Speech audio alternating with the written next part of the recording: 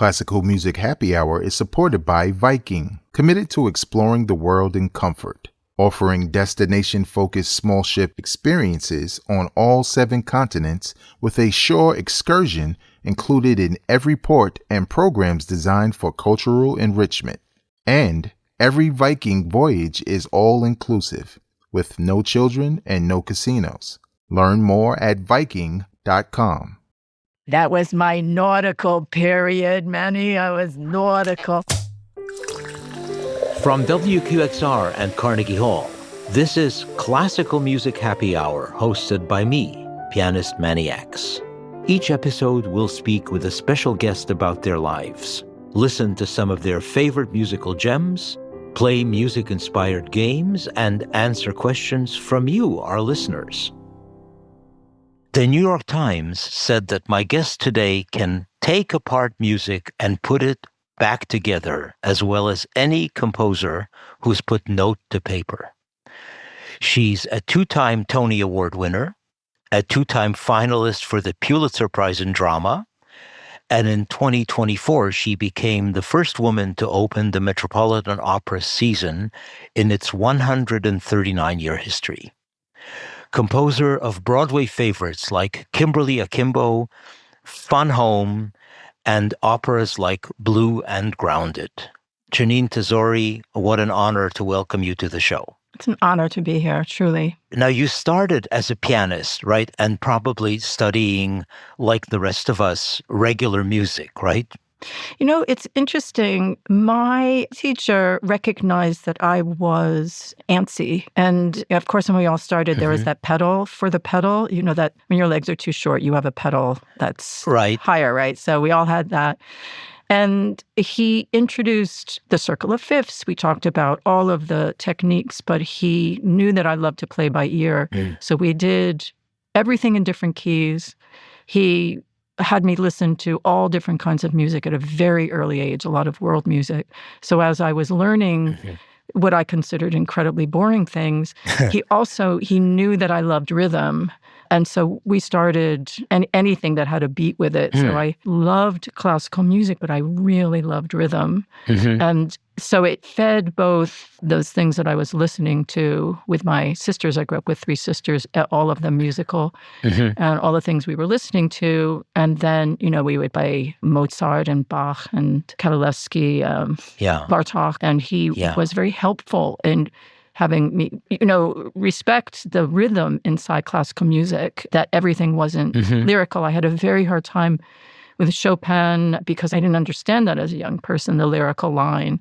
But something with rhythm I could really grab a hold of and play way too quickly. I guess for all of us, ideally, rhythm is the base of music anyway. I mean, I suppose from the heartbeat on. Yeah. I feel like, you know, we are built on counterpoint, and that idea that there's something rumbling underneath that we want to move to. And it was just very helpful for me as a portal this way in. You went to college. You were pre-med, I believe. I was pre-med. Wow. I studied piano for a very long time. And my parents, with all great intentions, and a friend of theirs, thought it was time to really get serious. So I went into Manhattan, auditioned for the Gifted and Talented, whatever program they had. I started studying, and I really lost my way because it just wasn't right for me at that point. Were you still working on sort of standard piano repertoire? Well, that's the point where all of the sort of experimental work of improv and those fun parts that were sort of my reward, that all went away. And it all became concerto work and I see. Very, very serious. And I really rebelled. And when I was 14, I was with yet another pianist because I kept switching teachers because I became a, in quotes, problem. It never stopped. And then she turned to me once and said, "You are a problem." And I thought, I really am. I'm a problem. And the next day I quit, and I didn't play for 4 years. Wow. And I thought, I'll show you a problem. Amazing. And so I went into science. And were you really intending to be a doctor? I mean, were you okay with actually blood and bodies and so forth. Was that all right? There's so many bodies in musical theater and opera that just line the stage with them. Okay. I was, my father was a doctor. He had his office. So people often went to the wrong door. And they open the bing bong, and there'd be someone holding their own thumb. And I think, Dad, someone's here for you. So my sisters and I used to play this game because there was this magazine called JAMA, the Journal of American Medical Association, something like that. And you had to keep your eyes open when we turned the page. If you closed your eyes, you had to put in a quarter. Oh, I see. So there was a pot. And then if there was something gruesome, you had to keep your eyes open. Oh, God. I got a lot of money. It's how I paid for school, that game. Amazing. So I got very used to it. But you did not get a medical degree, though. I didn't. I was there. I studied very hard. I was especially interested in bio and physics. And then I moved to the city when I was 17, 1979, and the city was so alive and so dangerous. But inside, there was a lot of danger in all of the art that people were making. And you could just feel it. Yeah. And so that was my way back to music on my own terms. Yeah. And so I went back to my parents and said, I'm going back into this. And my father said, well, you'll have to make your way. I think you should get an education degree with it. And I said, no, I don't want anything to fall back on. And I also remember saying to him, what would I teach? I have nothing to teach, all this stuff to learn. And that was it.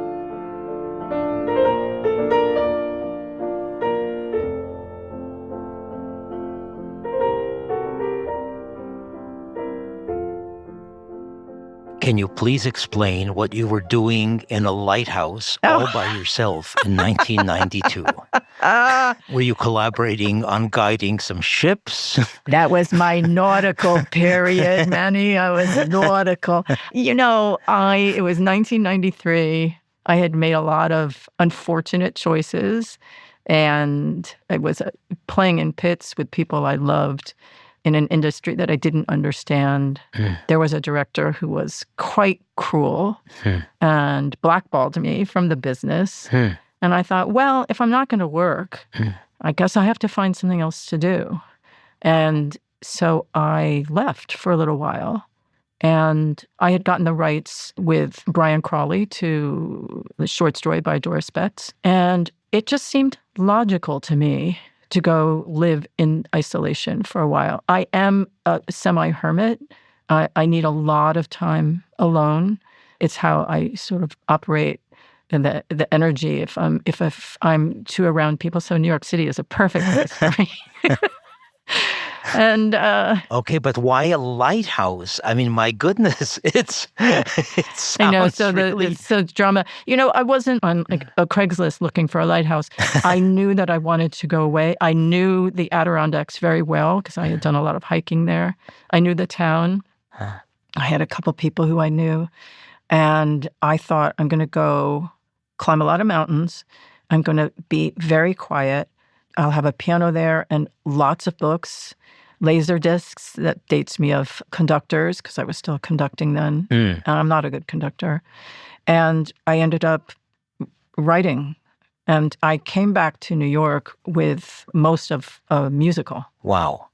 But have they put a plaque in the lighthouse yet? It's so funny. I did The Moth, and I've done it twice. Once was at the Met, and once was at Symphony Space. And unbeknownst to me, the owner of the lighthouse was in the audience. She didn't know that I was one of the storytellers, and I didn't know that she was there. I haven't seen her since 1993, Meredith. And we it was unbelievable. I mean, that place was really the idea of what being alone really means. I was never lonely. I was never scared. And it can be a really scary place. It's just... I bet. When I went up there, I was afraid of heights. And when I left, I was not. I just made sure to go up to the Widow's Walk every day and legs shaking. But by the end, I was just like, wee! Because I just thought, you can do this. You are capable. You can do this. You just have to be resilient. Find it. It's absolutely amazing. Which musical did you come back with? That was Violet. That was the very first real musical that I did from the ground up. Fabulous. I just think, it's having adventures in life that I can't conceive of. It's fabulous. Yeah. There are adventures, and then there's the recapturing of what it's like to be there without having to leave. That's the secret to me now. It was a wonderful time. And it was so interesting that my parents they were very strict. I mean, my father was a strict Sicilian doctor, and he didn't bat an eye when I said, I'm going to go live in a lighthouse and write. And so he FedExed me a hunting knife with a little note. Use this just in case. Oh, my God. Use this just in case. Okay. But I kept it by my bedside. Incredible. I love the just in case. Yeah, the just in case part is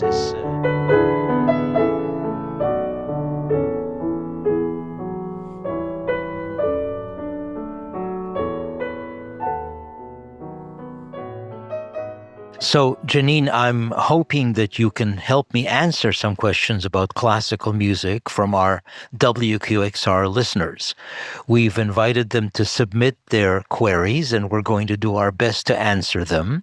And as usual, since I don't know very many of the answers, I will make up whatever I feel like. That's my whole career. So here's a question from Altoona, Pennsylvania. Hi, I'm Jack. I love listening to you all. I'd like to know how pianists with small hands like Alicia Della Rocha handle the really big pieces that need big hands. Thank you very much. Okay, I think that's a wonderful question because I also would love to know how Alicia Della Rocha played all that music. She played all of Goyescas by Albéniz. Right. She played the Rachmaninoff Third. She played both Brahms concertos, and she never had any issues with getting all the notes perfectly. So I guess, according to Alicia Della Rocha, you don't need big hands to play the piano. Well, I think, unlike the cello where small hands are really hard for the positions, I wonder sometimes if a small hand is not the same as the wingspan of the pinky to the thumb and the flexibility. Like I have a solid octave and a step.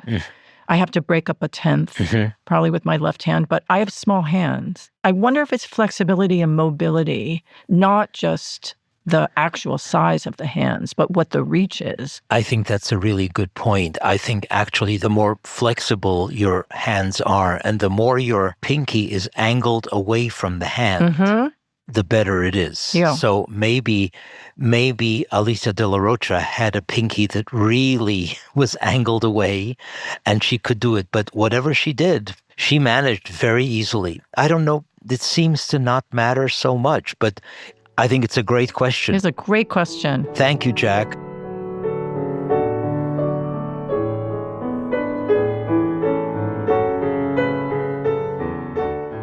Do you always start with text? Always. Always with Always. text. And then the music is inspired by the text. Always. I love working with playwrights. I will ask them to read their words to me many times to hear their cadence. I've worked with so many different Tony Kushner, David Lindsay-Abaire, Dick Scanlon, J.D. McClatchy, and it's just there's already a built-in, baked-in musicality in there. So we're doing it together. But the first part of writing for me is in the design of listening to what is this language telling me? What does it need? What's the shape of it? What is the mapping, the silhouette of this? It really is like a 3D map. And that comes from every word, every punctuation. Do you start with a smaller idea and then orchestrate, or do you write right away on the whole score? What I tend to do is I sit with a libretto for a long time, and I've never had someone present a libretto to me that I set. And that's not everybody's cup of tea. I've told people, if we're going to write together, I want you to know that you're not going to send this to me and I'm not going to just write it. If there are things that need to be cut, we'll have to cut it. And that's not for everybody. it's malleable. It's really an oil paint for a very long time. I sit with a libretto and I'll sit with the playwright because I've done so much story work to say, what are the contours? What are these moments? What are the events, the choices? What is the time? What does that look like? And it takes a lot of design. Do you start on the piano and then think about a trio or a quartet or a quintet and then orchestrate? Or do you actually see the orchestral palette in front of you, as it were? I do. When I first started out, it was all piano. Mm-hmm. And Earl Red used to say, oh, you're making paw music. And like, paw music, yeah, where your paws go down. So he was like, who's going to play that? The orchestra does not operate like a piano. The orchestra does not have a sustain pedal. The orchestra cannot possibly play those arpeggios. You have to get to know and respect every single instrument, and that's taken me a very long time. I love players because I was one. I was in pits, and so I love finding out what they can do with their instruments and what they worry about, and oh my God, the reed making, and every section has its own worries and its own joys. So it's what do they do really well? So when I'm at the piano and I'm writing, I always hear Burl saying, who is going to play that? It's hard for me to visualize conceiving so many different sounds. I've studied so many orchestrations, and now what I do is, this sounds so silly, I've never told anybody, I draw and doodle over everything, but I actually write out the orchestra as people on a large sheet. People where they're sitting, because you have to really remember how close players are sitting, what the configuration of this orchestra is, and if they're going to be able to play in tune, and how many horns you have, and where they are, and I look at them and I think of them as a cast, as, a cast like the people on the first level, and think of them as players as opposed to on a grid on a score page, and it's really helped. This is Classical Music Happy Hour. I'm Manny Ax. We'll return in just a moment.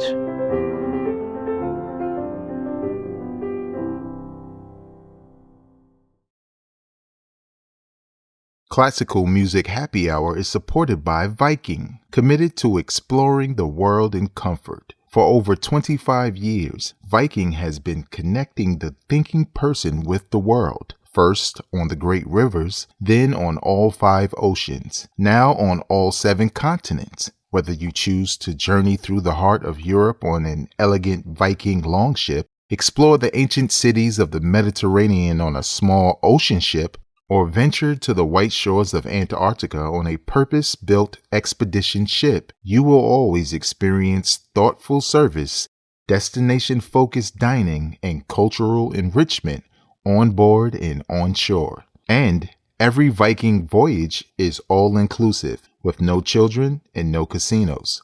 Learn more at Viking.com.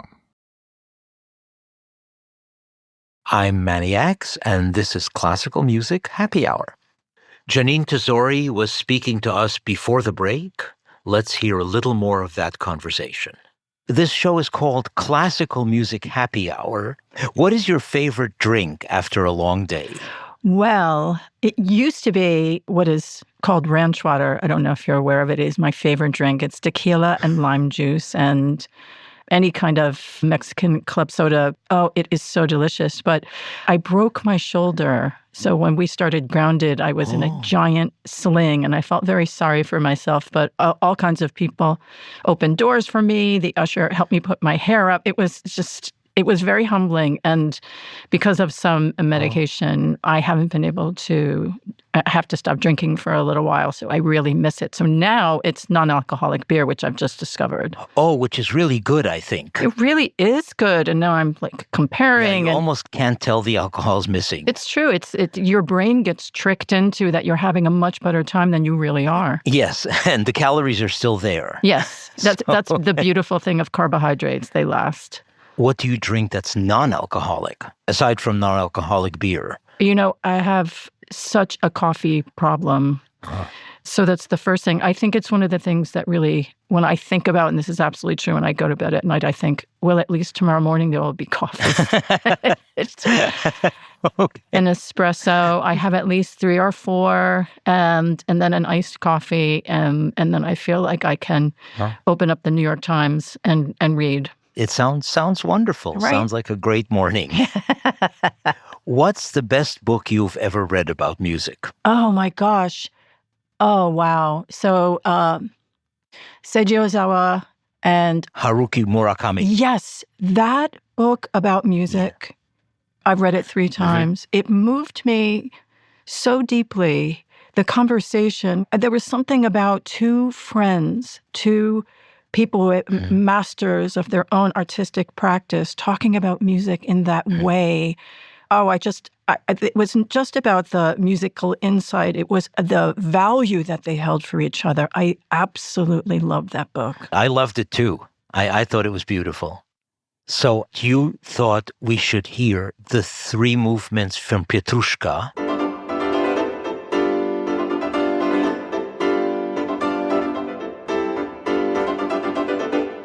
Yes, I love Petrushka. I love Stravinsky. When I was studying conducting, one of the pieces I conducted was Dumbarton Oaks, which was just really thrilling. And everything Stravinsky, I went to every concert of the Stravinsky Festival for the New York Phil, every single one I went to. But there was something about the piano playing the Russian dance that it's just, I returned to it again and again.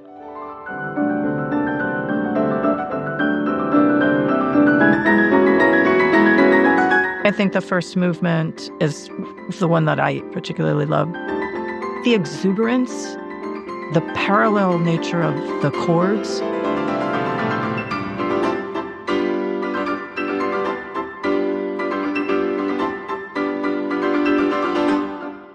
You know, the speed with which you switch in the parallel movement, there's no evidence that it's difficult. It just doesn't wear its process. And that was everything that is a core memory of listening to something.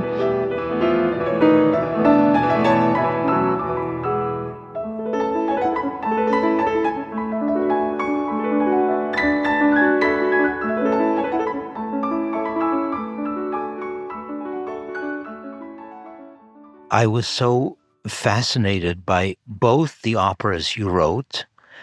When you write an aria, and there's going to be applause. One would hope. Well, one would hope, but do you ever worry about the applause covering your next music? Oh, that's such a good Because question. there are parts, for example, in like Bizet's Carmen, that I've actually never heard in the opera house because there's so much applause after the aria that when the orchestra plays the next bit, I never catch it. Yes.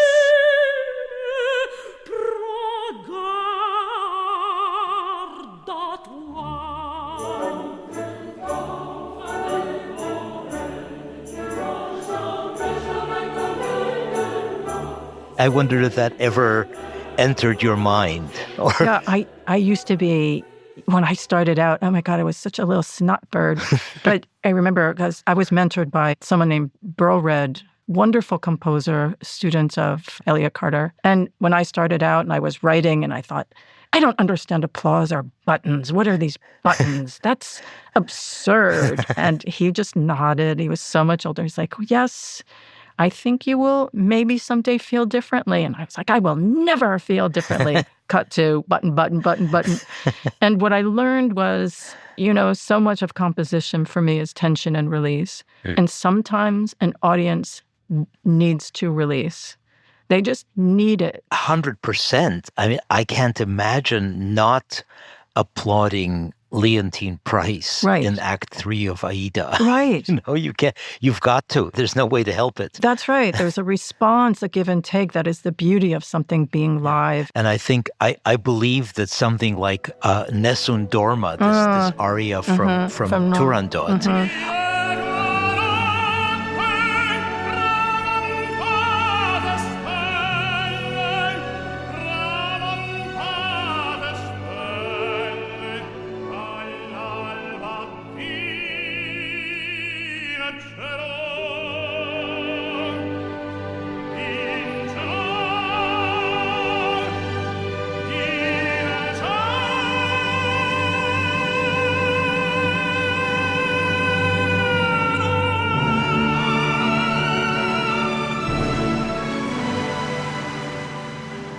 I think they've actually written a different ending for the aria. You kind of stop and add a chord because there's going to be applause, and then you find a way to segue into the next bit. I mean, that's a beautiful example of not fighting what is. But I think the engineering of something is, usually it's at the crest of applause that you think, I'm going to ease back. This music is meant to be felt, not heard. So the audience will feel something. Definitely a better problem to have than no applause, where the music is right there and you can hear everything. Oh my gosh. I have written something and you hear. And you just think, oh my God, I'm going to go to grad school, not for music. Acme Plumbing.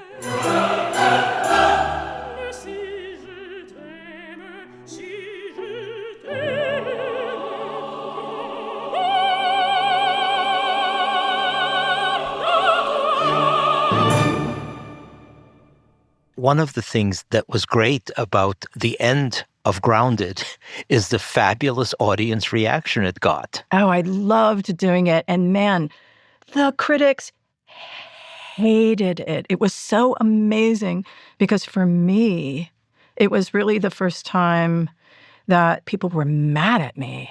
And I thought, wow, this is interesting. This is a kind of test of your belief system, of who you write for. And so you have to take it, tough skin. Yeah. The language used, I was like, wow, you called it silly? That's really something. And when we had people in the audience, people who had never been to the opera, many people in theater who came, and vets who came, the response about being seen was, that was like Dayenu for me. That was really enough. It was the greatest lesson of why we do what we do. It was a hard lesson, but a necessary one.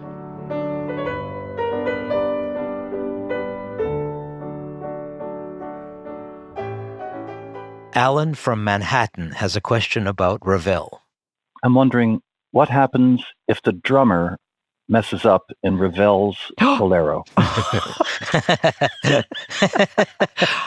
Oh my God, what a nightmare question that is. Just hearing that question made my tummy go like, bloop.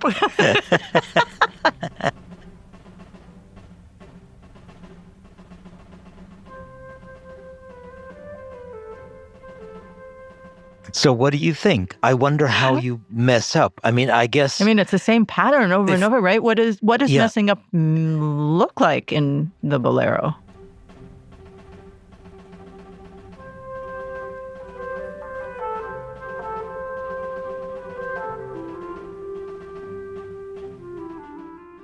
I would imagine that if you get the first couple of bars right, you just repeat.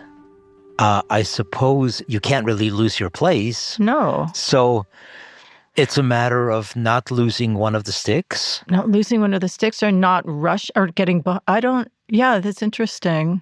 I mean, the hypnotic feeling about it, maybe if the piece ends and you just keep going. I don't know.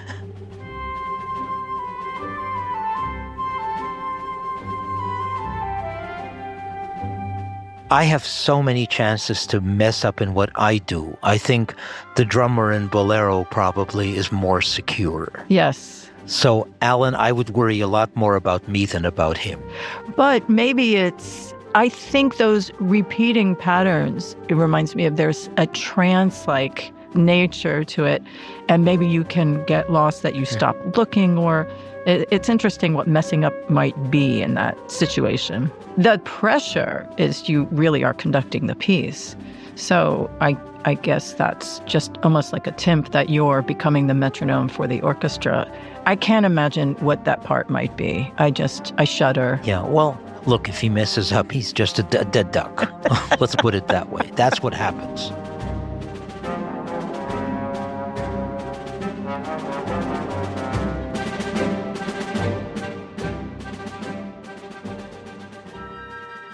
You like sports. You follow sports. Oh, I love sports. I do too. I'm a huge tennis fan. Oh, both my wife and I are tennis fanatics. Yes. How fun. And we love it very deeply. But the thing that interests me is that I, who know nothing about tennis, am perfectly happy to sit there and yell at the screen and tell Roger Federer what he should have done on the last point. Yes, but we know so much more than Roger Federer. Exactly. Exactly. Because we are in the stands. Do you feel there's a connection between tennis tactics and focusing on the tactics of writing an opera? That is such a great question. I know that may be a very silly question, but I don't think it's silly at all. When I left music, I played sports. oh, And anything with something that could harm another girl, I played. I see. Something with a stick or something with anything like that I could hit someone. Okay. But I grew to appreciate being part of a group, this understanding that you can't do it alone. It's much less fun to do something alone. The idea of a community, and from the way that I was raised, I needed community. And so I've said that to so many people when they were saying, what do you really feel like is very helpful? And I always think, be on a team. I see. Even if you're a soloist, be on a team. Because it is one thing to come out, yes, I'm at the score pad alone. Yeah. That has its own demons. But at the end of the day, that connection, like what you were saying when you were applauding in the third act of Aida, and it's just a sense that we just aren't by ourselves, because I feel like the world is asking us to feel that way so often. You're alone in this.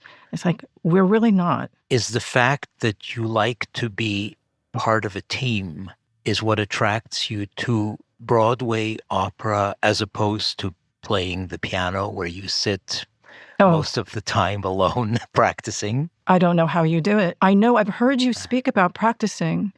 I was at Aspen. I was studying with George Tsintakis. Mm-hmm. And I would go to those cabin-y things, and there were students who would go in the morning and they would come out at night. Yeah. And I thought, oh, that's not my relationship with this instrument. Mm-hmm. I love sitting at the piano, but the piano is a means to another end. I'm simply not good enough and never was. I just love the instrument so much. I feel like I've gotten to know it.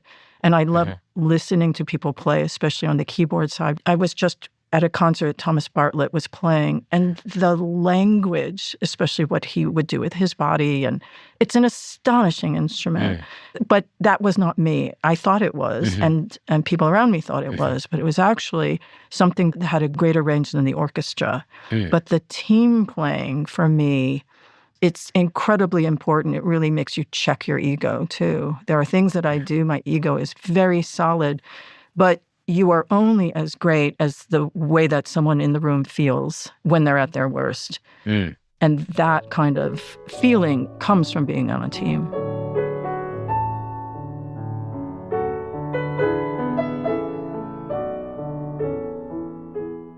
So this is our game. It's called Fake or Flop. We'll give you the plot of a musical, and you have to tell us if it's a made-up production or a real musical that flopped on Broadway. Okay, I like this. I'm ready. Here we go. Number 1. Based on a famous horror novel, a teenager discovers that she has telekinetic abilities. She uses them to exact deadly revenge on the people who have wronged her. Is this a fake or was this a flop? Flop. Okay. Carrie. Well, yes. You not only got it right, you got the actual show. In 1988, the musical Carrie premiered in Stratford-upon-Avon, of all places, co-produced by the Royal Shakespeare Company. Despite middling reviews and dangerous technical problems, they moved to Broadway. Even though it had an $8 million budget, it closed after 16 previews and 5 performances, with one critic saying Stephen King's horror movie has been turned into a horror of a Broadway musical. Aww. The only thing terrifying about Carrie is that there is a second act. I want to add to it that recently they had an off-Broadway version that did quite well. Yes, it had since been revived in an off-Broadway production in 2012 and has attracted a cult following. Yes. Okay, question number 2. A young woman agrees to marry a prince she doesn't love after she believes her true love has been killed by pirates. But after many misadventures, she learns that Wav, cruel Wav, conquers all.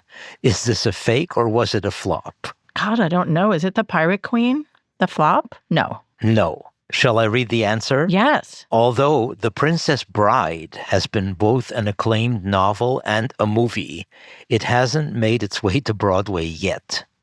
Although one has been in redevelopment since 2019, I can't wait for the number about the rats of unusual size. Number 3. Set over 900 years in the future, a space garbageman rejects the strict conformity of the Earth to find community with a group of outcasts seeking to board a spaceship and start their own civilization on a distant planet. Fake or flop? Flop. Wow. Can you identify the musical? Oh my gosh, it was in the 70s, right? It is from the 70s. It's a very famous flop, but I can't remember the name. You've done so brilliantly. It's the sci-fi musical Via Galactica. Galactica, right. Closed after 7 performances and was the first show to lose $1 million. Wow. Wow. While the plot of the musical was difficult for audiences to follow, it was also plagued by technical problems. Sets and actors frequently fell through the trampoline flooring. One of the actors was stuck dangling over the orchestra for 20 minutes due to a rigging mishap, and the wireless microphones picked up one of the local police precincts mid-show, broadcasting arrests in Midtown to unsuspecting audiences. Well, that part was entertaining. Goodness. That's more mistakes than I made in my last recital. Wow. Okay. You are a champ in every way. Writing music, giving quiz answers. What more can you ask for? I made everybody a plate of gluten-free chocolate chip cookies. They're outside the studio. So yes, I do it all. Well, I just want to say, Jeanine Tesori, thank you so much for joining us today. It's been a real privilege. Oh, this is so fun. And everything that classical music should be is happening right here. I'm Manny Ax, and this is Classical Music Happy Hour. Classical Music Happy Hour is supported in part by the Robert and Mercedes Eichholz Foundation and by Linda Nelson. Our production team includes Lauren Purcell-Joyner, Eileen Delahunty, Laura Boyman, Elizabeth Nonamaker, David Norville, Christine Herskovitz, and Ed Yim. Our engineering team includes George Wellington, Irene Trudell, and Chase Coulpon. Classical Music Happy Hour is produced by WQXR in partnership with Carnegie Hall.